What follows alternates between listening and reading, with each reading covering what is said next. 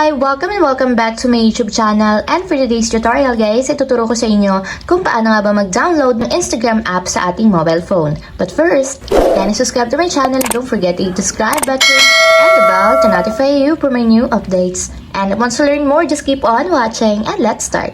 So ayan guys, for today's video, para makapag-download tayo ng Instagram app, may two ways tayo kung paano. So para sa mga iOS users, pwede nating i-download sa App Store. And para sa mga Android users, pwede naman sa Google Play Store. So i-open ko lang yung aking Google Play Store. And then pagka-open guys, mula dito sa homepage, tap lang natin or pumunta lang tayo sa search bar. So tap natin yung search. And then dito sa search bar is ito-type lang natin is Instagram. So search natin.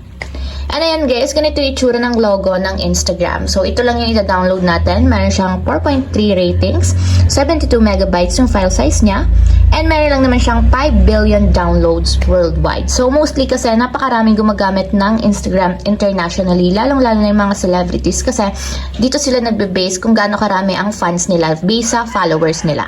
So tap natin yung install guys para ma-install muna siya sa ating mobile device. And wait natin guys hanggang sa matapos ma-download.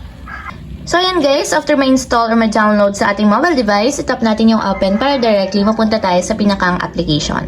And kung wala pa nga pala kayong account sa Instagram guys, meron akong ilalagay na link sa description box and nakalagay doon kung paano nga ba gumawa ng account, mag-register or mag-sign up sa Instagram. So ayun lang guys, ganoon lang kasimple kung paano nga ba mag-download ng Instagram app. If you have a question, kindly comment down below and don't forget to hit the subscribe button and the bell to notify you for my new updates. And thank you for watching! Living life, every day, late at night, not okay.